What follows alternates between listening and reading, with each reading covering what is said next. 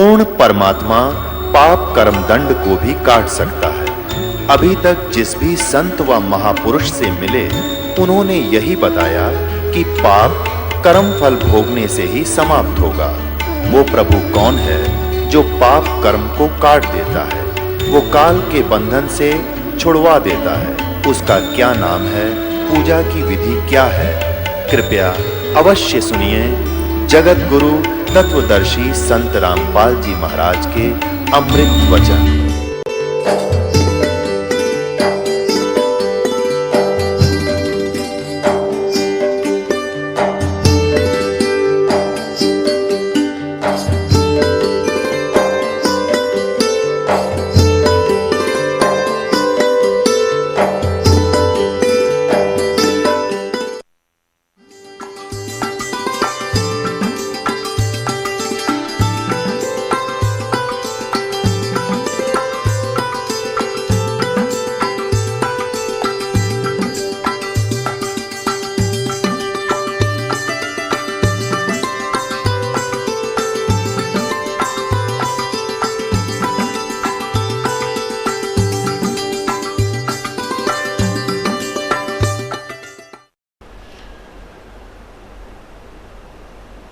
अब ये काल भगवान हमारे को यहाँ जब हम मनुष्य शरीर में आ जाते हैं तो हमारे ऊपर ज़्यादा सतर्कता बरतता है। हमारे अंदर इतने विकार पैदा कर दिए, फिर इतनी हमारे को यहाँ सुविधाएं की चाह बना दी। एक कोठी बन जाए नहीं सब्र होता, नहीं संतुष्टि होती, दूसरी ओर बनाता हूँ, दूसरी भी बन जाती है। एक शहर में बहुत अच्छा प्लाट मिलता है, इतने लाख रुपए का, 50 लाख रुपए का, कुछ दिनों में 1 करोड़ का हो जाएगा, वो ले लेता है। इसको यहीं के जोड़ तोड़ में अपना जीवन बर्बाद करवा कर फिर कहता है तू गधा बन चल, 84 लाख योनियों में उसको लू में डाल देता है। फिर वो निश्चिंत हो जाता। जो प्राणी 84 लाख योनियों के चक्कर में पड़ गया, इतने पाप इकट्ठे करवा देता है कि 84 लाख योनियाँ भोग कर इसको कभी फिर मनुष्य शरीर मिलेगा।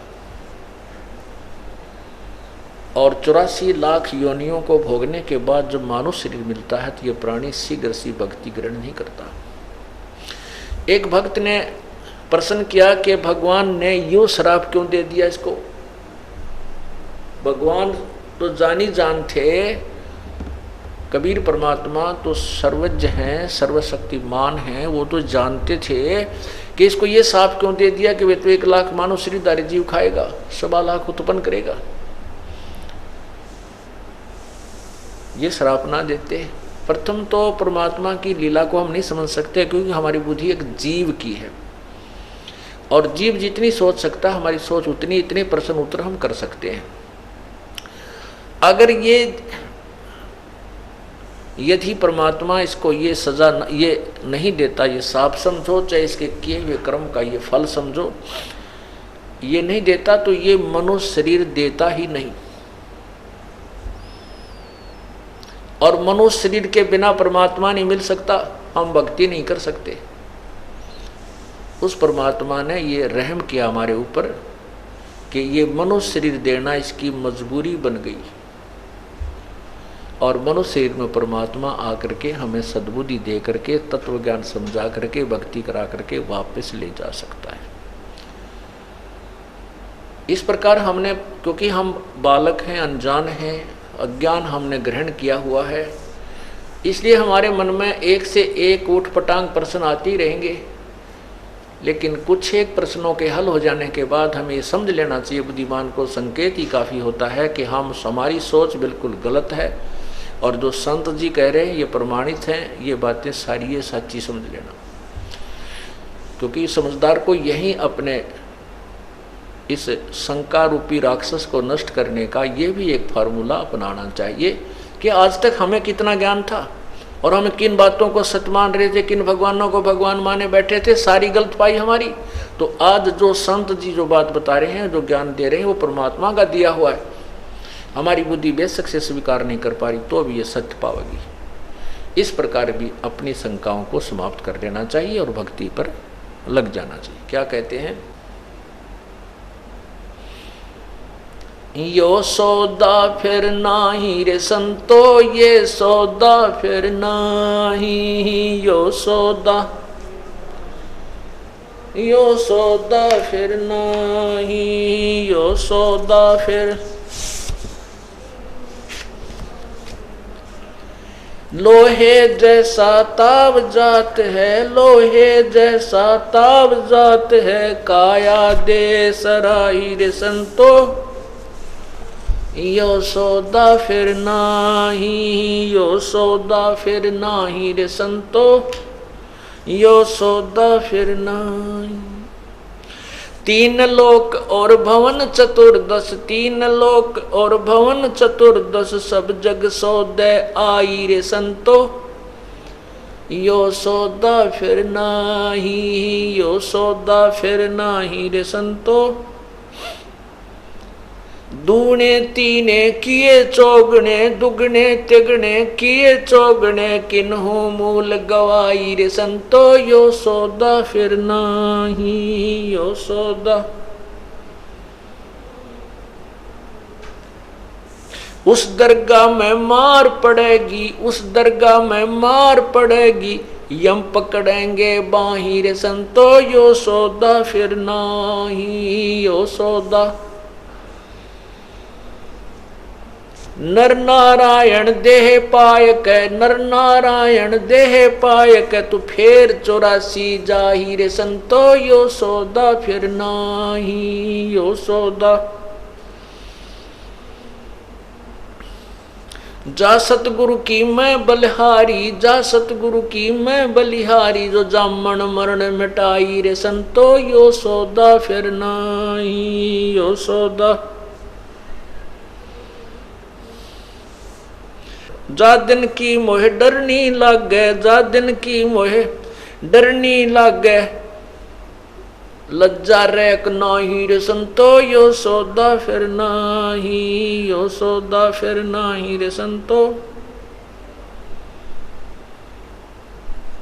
कुल परिवार तेरा सकल कबीला, कुल परिवार तेरा सकल कबीला, मसलत एक ठराई रे संतो, यो सौदा फिर नाही। यो सौदा फिर। सौदा फिर नाही। बांध पिंजरी आगे धर लिया, बांध पिंजरी आगे धर लिया, फिर मरघट को ले जाही रे संतो, यो सौदा फिर नाही। यो सौदा फिर नाही रे संतो। अग्नि लगा दिया जद लंबा, अग्नि लगा दिया जद लंबा, फूक दिया उस ठाही रे संतो, यो सौदा फिर नाही। यो सौदा। वेद बांध फिर पंडित आए, वेद बांध फिर गुरुजी आए, पीछे गरुड़ पढ़ाई रे संतो, यो सौदा फिर नाही। यो सौदा।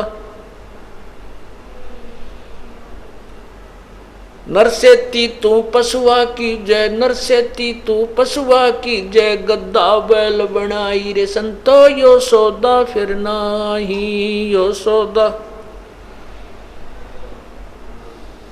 ये 56 भोग कहाँ मन बोरे, 56 भोग कहाँ मन बोरे, कित कुरडी चरणे जाई रे संतो, यो सौदा फिर नाही। यो सौदा। प्रेत शिला पे जा बिराजे, प्रेत शिला पे जा बिराजे, पितरों पिंड भराई रे संतो, यो सौदा फिर नाही। यो सौदा। बोहर श्राद्ध खान को आए, बोहर श्राद्ध खान को आए, काग बहे कलमाई रे संतो, यो सौदा फिर नाही। यो सौदा। भाई जय सतगुरु की संगत कर दे, जय सतगुरु की संगत करते, तेरे सकल कर्म कट जाई रे संतो, यो सौदा फिर नाही। यो सौदा। अमरपुरी पर आसन होते, अमरपुरी में आसन होते, जहां धूप न छाई रे संतो, यो सौदा फिर नाही। यो सौदा फिर। सुरत नृत मन पवन पियाना, सुरत नृत मन पवन पियाना, शब्द शब्द समाई रे संतो यो सौदा फिर नाही, यो सौदा फिर।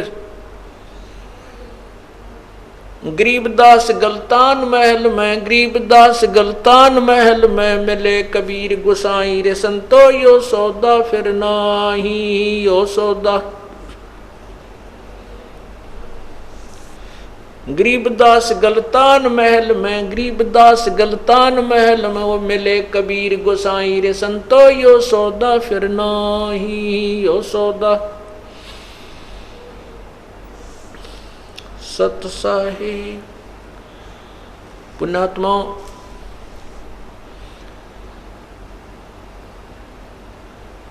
सत्संग एक ऐसा सथल होता है, ऐसा ये कॉमन प्लेस है, इसमें प्रथम कक्षा से लेकर के और अंतिम क्लास तक के पढ़ाई यही सामूहिक रूप से पढ़ाई जाती है। और इसमें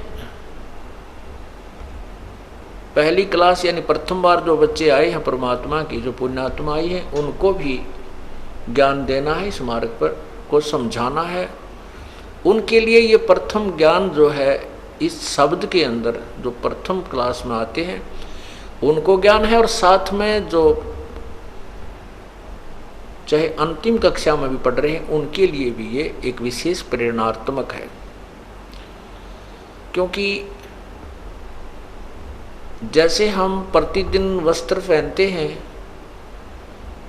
और चाहे हम बेशक कहीं धूल मिट्टी का कार्य भी नहीं करते हैं तो भी हमारे वस्त्र कुछ ना कुछ मैले शाम तक हो जाते हैं, पसीने से होते हैं या किसी और थोड़ी बहुत मिट्टी अवश्य लगती है। तो उसको हम प्रतिदिन नहीं तो दूसरे तीसरे दिन तो अवश्य ही साफ करना पड़ता है। इसी प्रकार हमारे अंतःकरण के अंदर संसारिक व्यवहारिक बातों का कुछ मैल जमता रहता है, उनको साफ करने के लिए सत्संग रूपी सरोवर में और इस ज्ञान रूपी जो सिमरन रूपी जो साबुन इसमें लगता है, इन दोनों के योग से ये मैल आत्मा का अंतःकरण का प्रतिदिन होने वाला भी साफ करना पड़ता है। तो इसलिए ये जो ज्ञान है, ये शब्द आपको सुनाया गया है, इसको विस्तृत ढंग से आपके सामने इसका सॉल्यूशन करते हैं, समझाते हैं। ये सौदा फिर नाही संतो यो सौदा फिर नाही। कहते हैं आगे गए ना बावड़े, आगे गए ना बावड़े। बावड़े माने वापस नहीं आए इस घर में जिसमें आपके माता पिता या छोटा भाई बहन कोई भी किसी कारण से पति पत्नी की मृत्यु हो जाती है, वो लौट कर आपसे नहीं मिलते इस घर में, इस जीवन में। और जो शेष बच्चे हैं वो भी चले जाएंगे। आगे गए न बावड़े, रहते भी सब जाही, और बिन साहेब की बंदगी की ठौर ठिकाना नहीं। जैसे आपने सुबह के सत्संग में सुना था,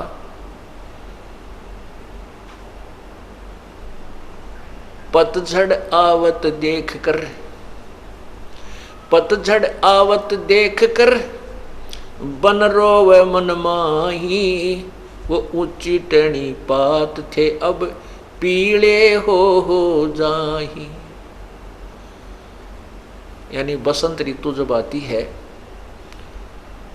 उसमें सभी पत्ते पीले होकर के, पूर्व वाले जो पत्ते थे वो सब पीले होकर के सूख करके जमीन पर गिर जाते हैं, और नई कोपलें तुरंत फूट आती हैं। तुरंत ही हफ्ते के अंदर ही उनमें इतनी बड़ी बड़ी इतनी पत्तियां होकर के वृक्ष हरा भरा हो जाता है, 10 दिन के अंदर, 15 दिन। और पहले वाले पत्ते सभी टूट टूट कर नीचे गिर जाते हैं।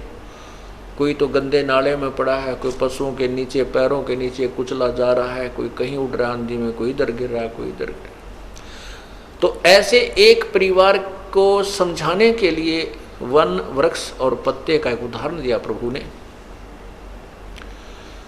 कहते हैं पात झड़ता यूं कहे, सुन भई तरवर राय, अब के बिछड़े ना मिले ना जाने कहाँ गिरेंगे जाए। जैसे एक घर का सदस्य मृत्यु को प्राप्त हो रहा है, अंतिम श्वास गिन रहा है, और वो कहता है भगवान ने पता नहीं कहाँ जन्म होगा, कहाँ जाऊंगा, कहाँ ठिकाना होगा मेरा। ऐसे उदाहरण देते हैं कि पत्ता गिरता हुआ वृक्ष से कहता है कि सुन भाई तरवर राय,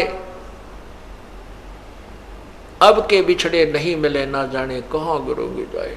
तो उस पत्ते को सांत्वना देने के लिए पेड़ बोलता है, अर्थात जैसे कोई सदस्य शरीर छोड़ने को की स्थिति में आ चुका है, मृत्यु निकट आ गई है, वो दुखी होता है क्या होगा, मरूंगा। तो दूसरे समझदार बुद्धिमान व्यक्ति कहते हैं भाई यहाँ तो सभी ने मरना है, आप आज मर रहे हो, हमारा कल को नंबर है, यहाँ तो कोई रहना ही नहीं है। तो उसको सांत्वना मिलती है और वो शरीर अपना आसानी से छोड़ देता है। तो यहाँ तरवर उस वृक्ष, वो वृक्ष कहता है, तरवर कहता पात से सुनो पात एक बात, यहाँ की याहे रीति है एक आवे एक जात। इस काल के लोक में जन्म और मृत्यु तो हार्ड एंड फास्ट रूल है, यहाँ तो ये होगा ही होगा। यहाँ की ये रीत है, ये रूल है, नियम है, एक आ रहा है एक जा रहा है, एक मृत्यु हो रही है एक जन्म ले रहा है।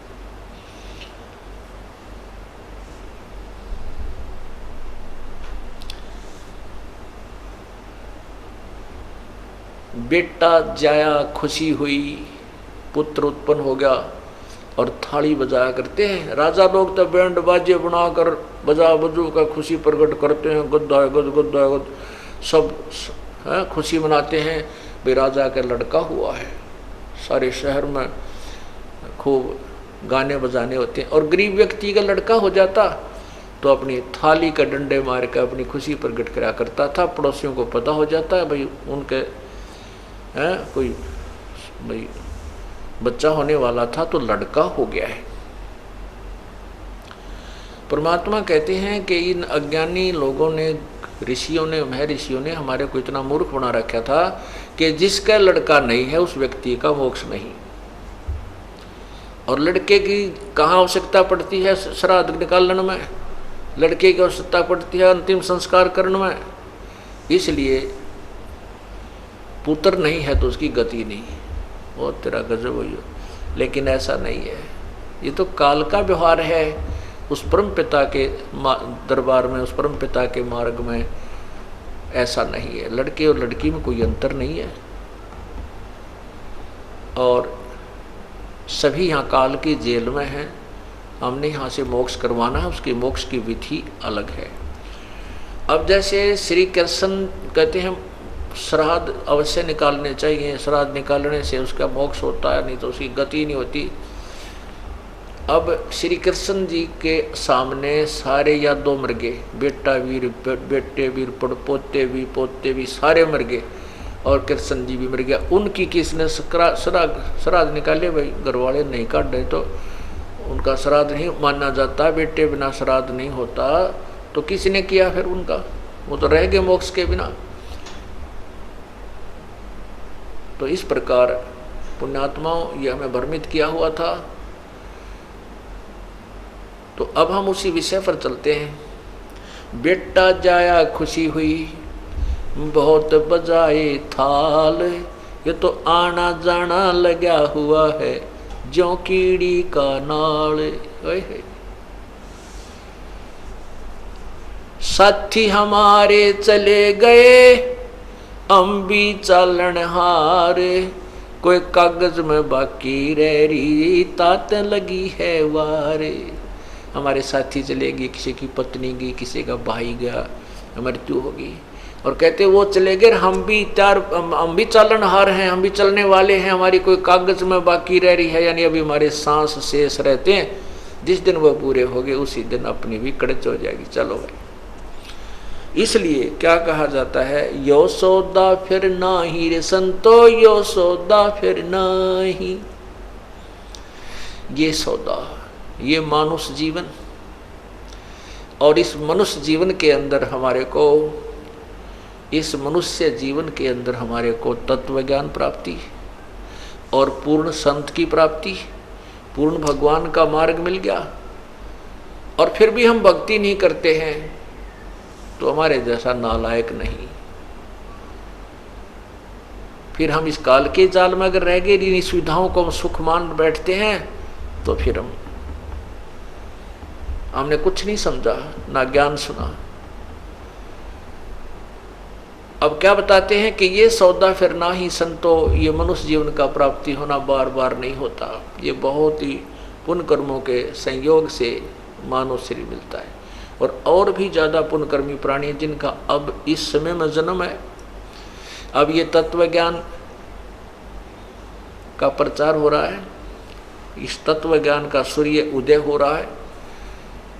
अब इस समय में ये एक भक्ति काल बोलते हैं इसको, भक्ति काल, भक्ति समय, और ये बहुत समय तक चलेगा। अब जिसके जन्म होगा और ये मार्ग जिसको मिल गया, उसका मोक्ष निश्चित होगा, यदि वो मर्यादा भंग नहीं करेगा, कानून नहीं तोड़ेगा, मालिक के नियमों को नहीं तोड़ेगा, तो वो पार होगा। तो कहते हैं ये मनुष्य जीवन का मिलना, ये सौदा फिर ना ही संतो, यो सौदा फिर ना ही। ये लोहे जैसा ताव जात है, काया देश राही। जिस प्रकार लोहे को गर्म कर दिया जाता है, लोहे को खूब गर्म करके उसको बाहर निकालता था कारीगर, और उसके ऊपर फिर तुरंत उसके ऊपर हथौड़े से घन से चोट मारता था, और उसका जो भी कोई पलटा चिमटा बनाना होता उसका बना लिया करता था।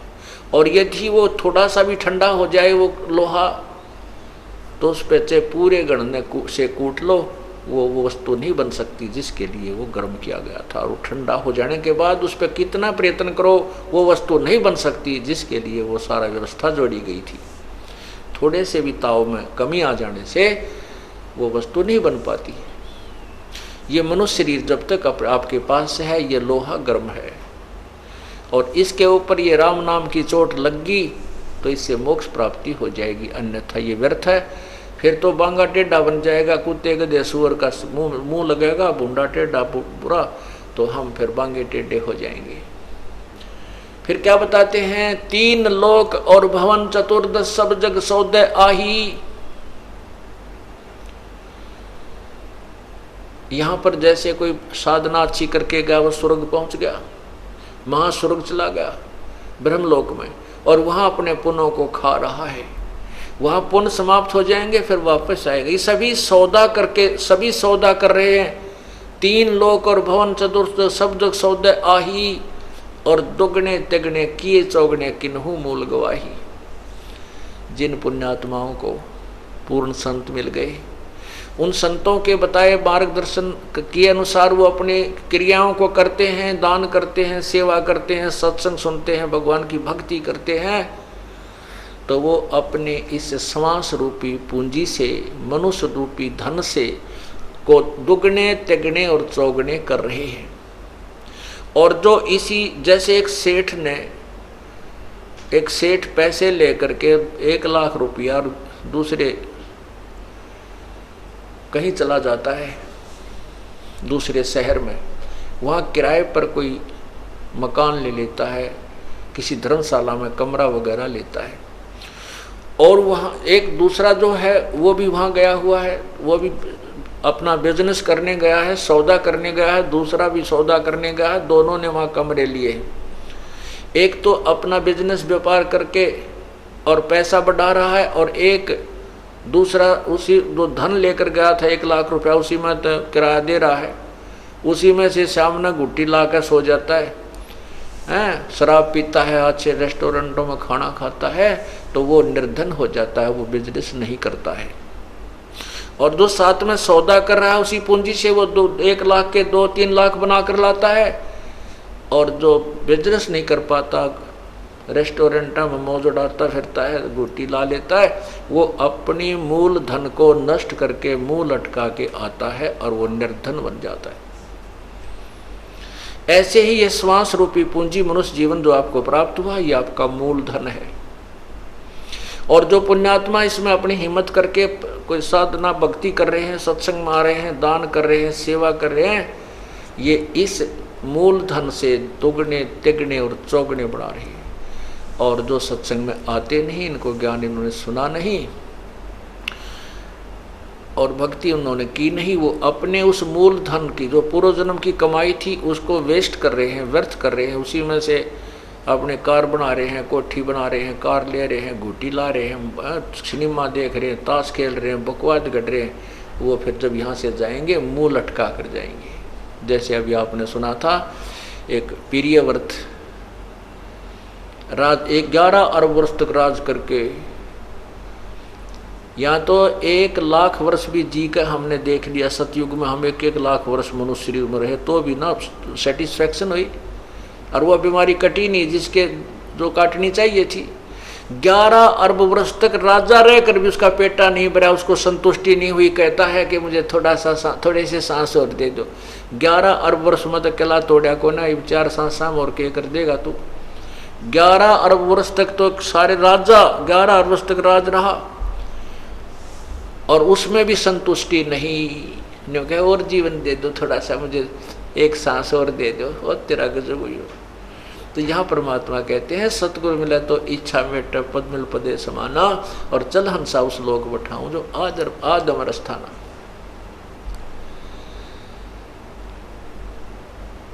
तीन लोक और भवन चतुर्दश सब जग सौदे आही, दुगने तिगने किए चौगने किन्हो मूल गवाही।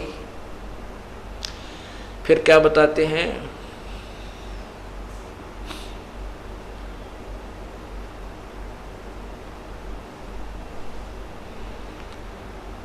उस दरगाह में मार पड़ेगी, जम पकड़ेंगे बाही। उस पर धर्मराज के दरबार में यम के दूत, चाहे यहाँ पर कोई सारी पृथ्वी का राजा है जिसने भक्ति नहीं की, वो अपना पिछले जन्म का जीवन ही व्यर्थ किया, उसने वही मलाई खाई है। और वहाँ ले जा कर के बाजू पकड़ कर ले जाते हैं और वहाँ खड़ा कर देते हैं धर्मराज के सामने। उस दरगाह में मार पड़ेगी, जम पकड़ेंगे बाही, और वह दिन की डर नहीं लागे, लज्जा रह कनाई।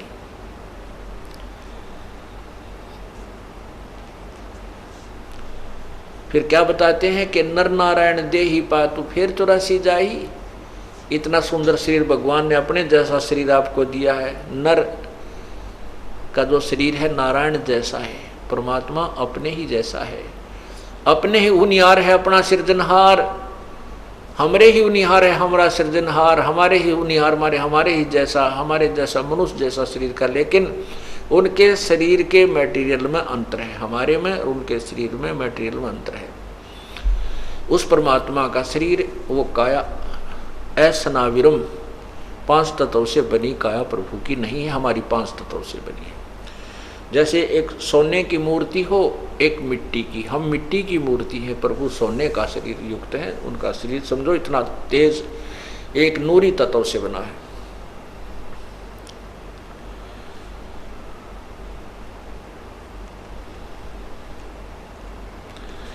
फिर क्या बताते हैं कि कुल परिवार तेरा सकल कबीला मसलत एक ठराही, कि नर नारायण दे ही पातों फेर 84 जाही। इतना सुंदर शरीर भगवान ने दिया, इसमें कितनी सुविधाएं दी आपको और कितनी समझ दी, और फिर ऊपर से मेरे जैसा दास भेज के आपको ज्ञान दिया, और फिर 84 लाख योनियों में जाने की तैयारी कर रहा है नादान। कहते हैं जा सतगुर की मैं बलिहारी, जो जामन मरण मिटाही। वैसे तो संत बहुत हैं, कोई कहीं तक का ज्ञान देता है, कोई किसी तक का ज्ञान देता है। कहते हैं मैं तो उस संत के सतगुर के ऊपर बलिहारी हूं, जन्म और मृत्यु के दीर्घ रोग को समाप्त कर दी। जब मृत्यु हो जाती है, घर वाले तो हाहाक डगरा डगरा कर रो रहे होते हैं, टक्कर मार रहे हैं, कुल के लोग इकट्ठे होते हैं और वो कहते हैं वैसी घर उठाओ, अब तो हो लिया काम। घर के सदस्य नहीं उठा सकते, उस लाश को अपने हाथों नहीं ले जाकर फूंक सकते, उनकी हिम्मत नहीं रहती। परिवार के सदस्य आसपास के इकट्ठे होते हैं, कुल के लोग, और उनको सांत्वना देते हैं और वो अपने काम में लग जाते हैं। कोई वह पिंजड़ी बांधन लग जाता है, अर्थी जिसे कहते हैं, कोई लकड़ियां ले ले चल पड़ता, कर दो शुरू फटाफट। कहते हैं कुल परिवार तेरा सकल कबीला मसलत एक सलाह की, एक ठहराई और बांध पिंजरी आगे धर लिया, मरघट में ले जाए। अग्नि लगा दिया जद लंबा फूक दिया उस ठाही।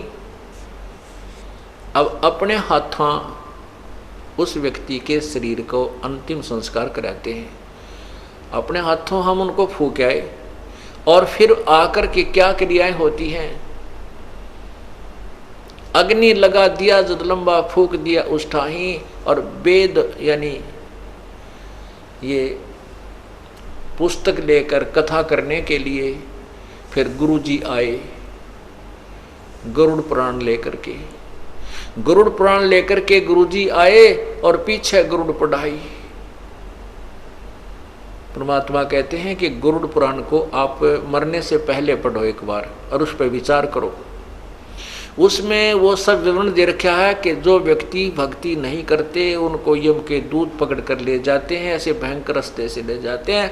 वो हाहाकार मचाते जाते हैं, उनको भूख लगती है। वहाँ पर जो पुण्यकर्मी प्राणी हैं वो पुण्य करके अपना भोजन आहार कर रहे हैं और उनको कोई पानी भी नहीं पिलाता है। उनसे शिक्षा लो।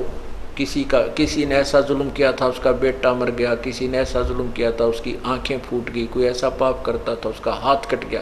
कहते उसके मरने के बाद ये शिक्षा पढ़ाने की क्या फायदा हुआ।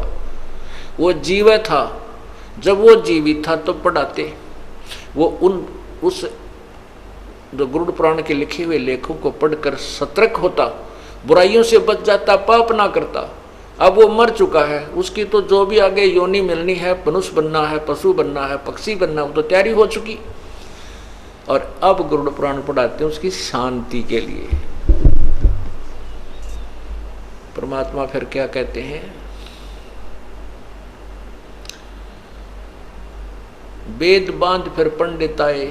वो गरुड़ पुराण लेकर के फिर पंडित आए, पीछे गरुड़ पढ़ाई। नरसेती तो पशुआ की जय गद्दा बैल बनाई, ये 56 भोग कहाँ मन भोरे की तकुरडी चढ़ने जाई।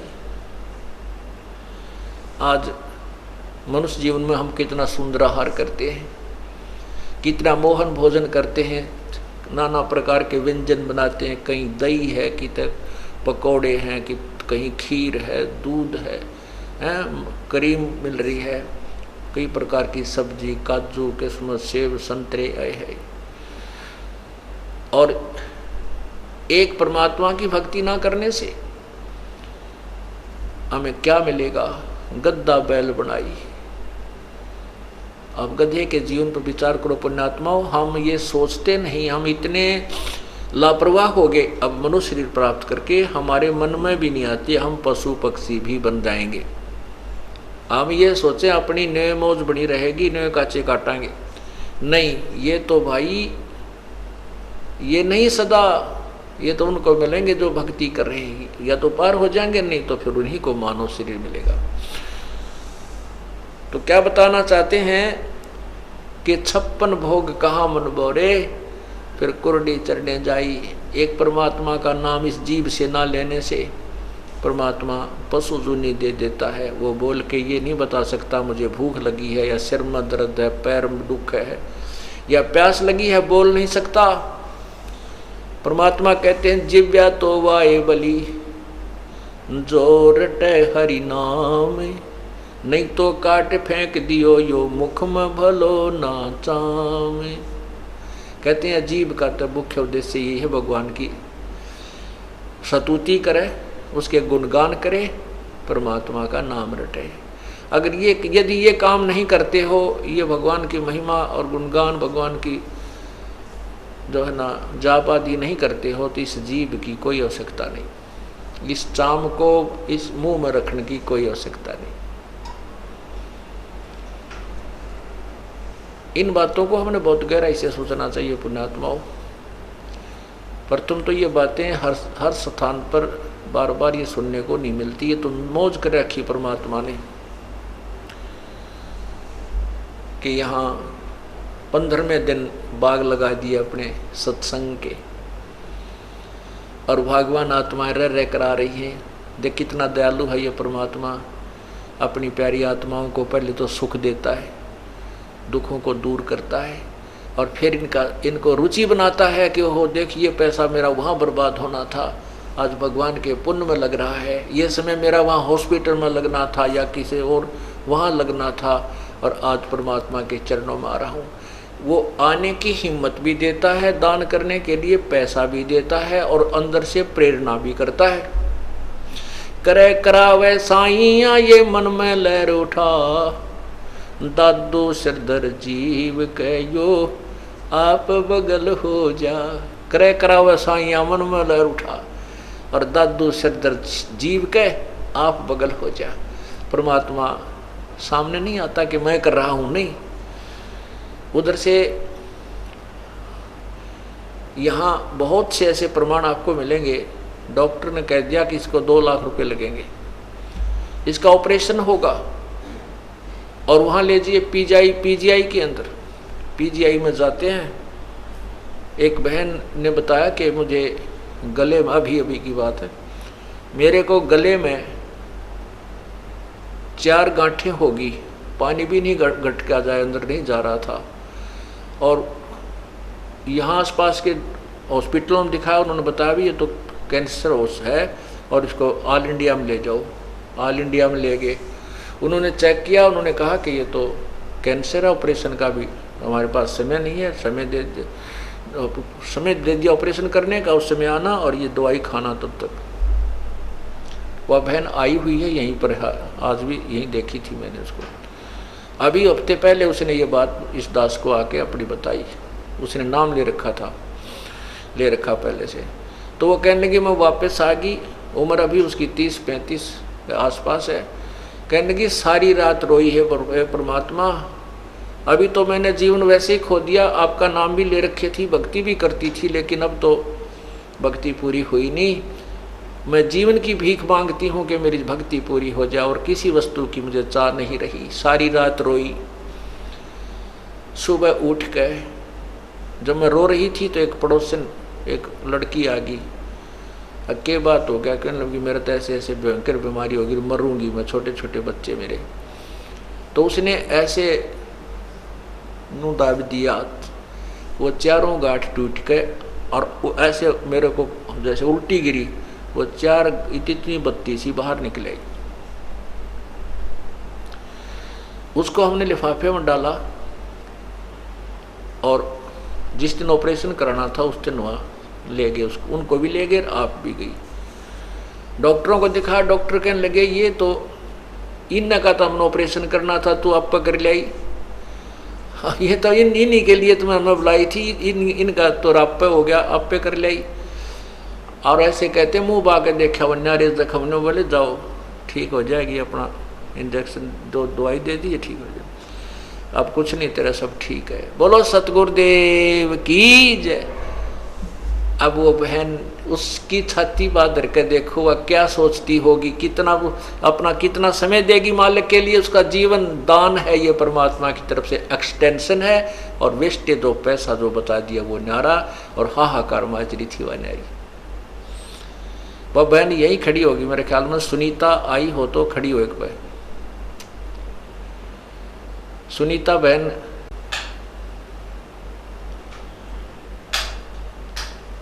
वो चली गई होगी फिर।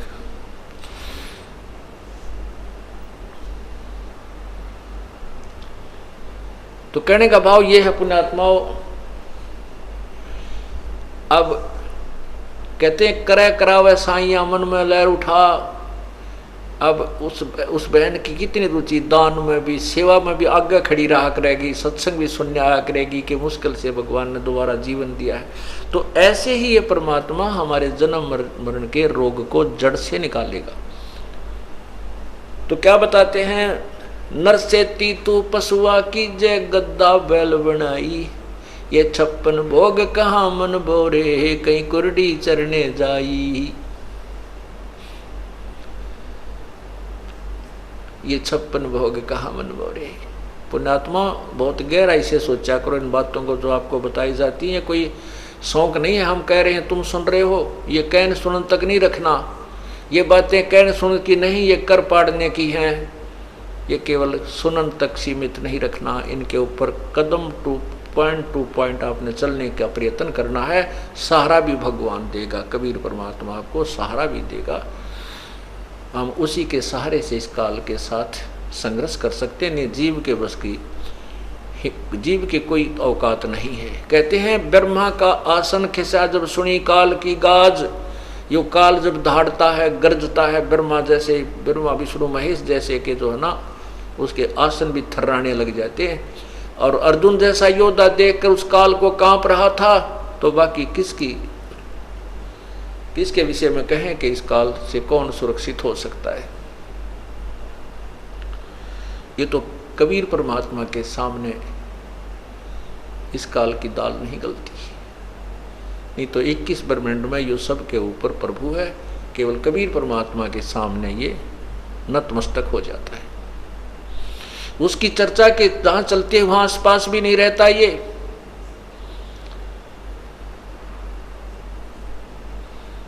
दादू साहब कहते हैं केरी नाम कबीर का ये विषम काल गजराज। दादू भजन प्रताप से यो भाजय सुन कर आवाज। जैसे हाथी एक बहुत बड़ा शक्तिशाली जानवर है, ये तो समझो काल है, ये अन्य प्राणियों से तगड़ा है। और शेर के ऊपर केहरी परमात्मा कबीर साहब की जो शक्ति भक्ति और उसकी महिमा को समझो, ये बब्बर शेर है, केहरी है। और हाथी कितना तगड़ा हो और शेर एक दाड़ मार दे तो हाथी लीद कर देता है, इतना घबरा जाता है हाथी शेर की चिंगाड़ सुनकर, दहाड़ सुनकर। ऐसे ही कबीर परमात्मा के नाम से काल इतना भयभीत हो जाता है कि ये लीद कर जाता है, उस आसपास के क्षेत्र को छोड़ जाता है। ये सत्कर मानना। तो कहने का भाव ये है कि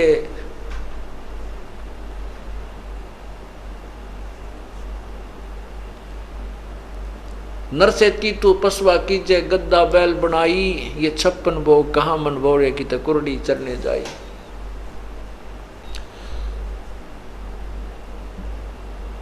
फिर क्या बताते हैं कि हम जो साधना करते थे और जो पूजाएं किया करते थे वो हमारी व्यर्थ थी। उन साधनाओं से क्या था, जैसे पिताजी की अस्थि उठाओ, माता जी की, भाई की, बहन की, जिसकी भी, उन अस्थियों को ले जा करके गंगा में प्रवाह करवा के आओ, वहाँ पुरोहित होते हैं, उनसे क्रिया कराओ, तुम्हारे पिताजी का मोक्ष हो जाएगा, गति हो जाएगी। वो भी करवा दिया पिताजी की गति कराने के लिए, माता जी की गति कराने के लिए। उसके बाद क्या हुआ कि अब इसके जो है ना श्राद्ध निकालो, 13वीं करो, फिर 17वीं करो, महीना करो, फिर वर्ष 6ठा महीना करो, फिर वर्षी करो। किस लिए कि इसकी गति होगी। फिर कहते हैं अब श्राद्ध निकालो, इसकी गति हो जाएगी, श्राद्ध कर निकालो। परमात्मा कहते हैं अरे तेरा गजब यो गति कराने लगे थे, कहाँ से और कहाँ जा छोड़ा। क्या कहते हैं, परेत शिला पे जा बिराजे पितरों पिंड भराई। बहुर श्राद्ध खान को आए काग भय कलमाही। अब श्राद्ध के दिन आओगे, आज सोच लग जाएगा परसों चौथे। अब देखना, देखिए भगवान किसे बौले बना रखे हमारे कोई नादानों ने। जबकि आपको दिखाया था विष्णु पुराण में कि श्राद्धों में क्या लिखा है कि पितरा के श्राद्ध करे तो 2, 4, 8, 2, 4, 6 ऐसे कहते, 2 ब्राह्मण हो, 4 हो, 6 हो, 8 हो, हैं इवन नंबर में। और पितरा के उसके करे, भूता के करे, प्रेतों के तो 1, 3 ऐसे 6 इस पर मतलब 5, 6 ना हो, 5, 7 जिस तो 2 से डिवाइड ना हो, इतनी संख्या के ब्राह्मण जमाने चाहिए। और फिर लास्ट में ये लिख रखा है कि एक योगी अगर 1000 ब्राह्मणों के सामने बैठा दिया जाए तो उन ब्राह्मणों का भी पेड़ा पार कर, यजमान का भी करे, तो फिर पुण्यात्मा आप जो है अब योगी हो गए हो। गीता जी में लिखा कि अर्जुन कि जब दूसरे अध्याय का 46वां श्लोक है कि अर्जुन जब नाना प्रकार के भ्रमित करने वाले, नाना भिन्न भिन्न प्रकार के भ्रमित करने वाले ज्ञानों से जब तेरी बुद्धि हटकर एक ज्ञान पर रुक जाएगी तब तो तू योगी होगा। तो ये तत्व ज्ञान सुनने के बाद जो भिन्न भिन्न भ्रमित करने वाले ज्ञानों से तेरी बुद्धि हट जाएगी तब तो तू योगी होगा, तब तो तू भगत सही बनेगा, तब तेरी भक्ति प्रारंभ हो जाएगी।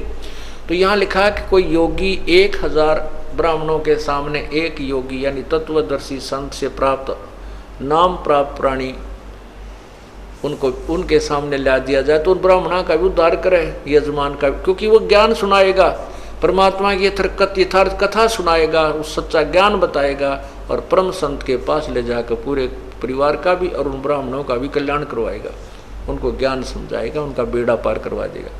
तो हम क्यों ना वो काम करें जो उन जिनसे हम अपने पितरों की मोक्ष चाहते हैं, उनसे वो मोक्ष भी ना होता उनका। अब देखो क्या होता है, क्या बताते हैं।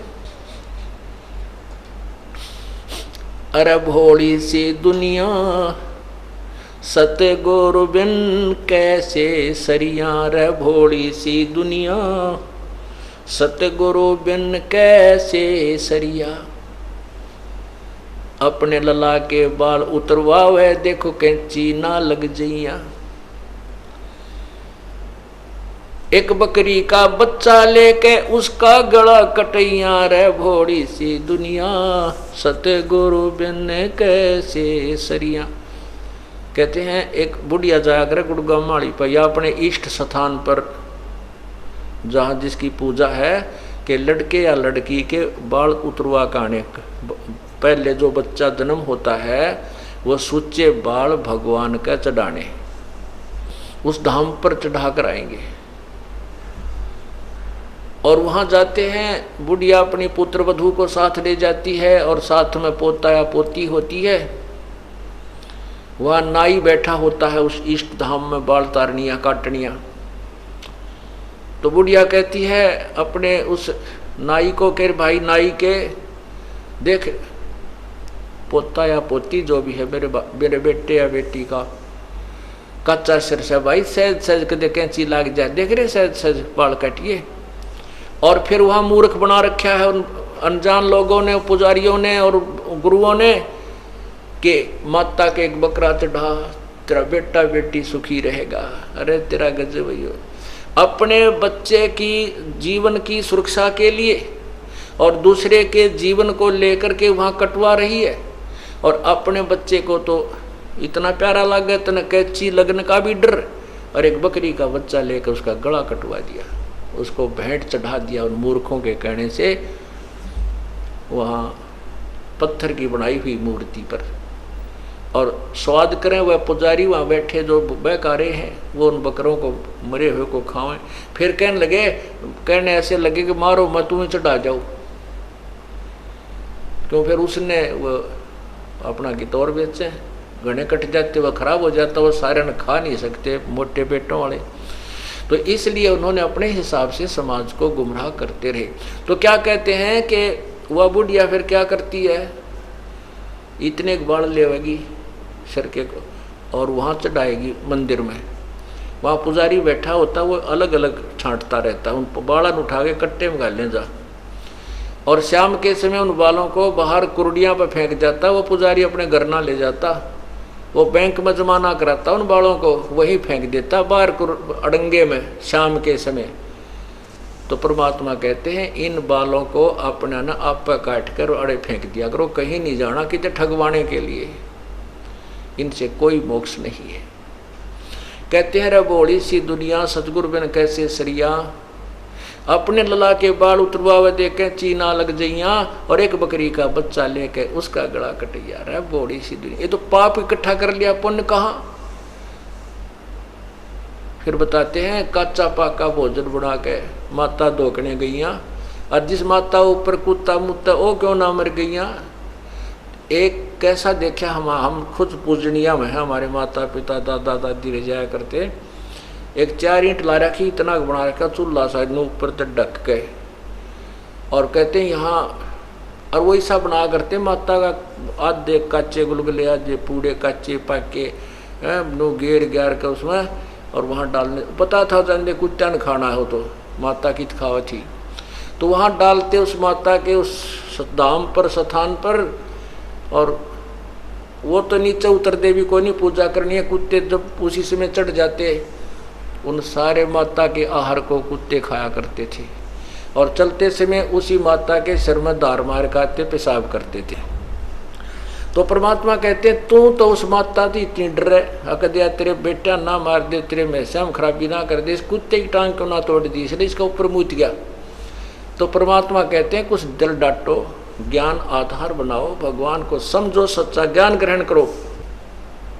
कच्चा पाका भोजन बना के माता धोकने गईया, और उस माता ऊपर कुत्ता मुत्ता, वो क्यों ना मर गईया रे बड़ी सी दुनिया।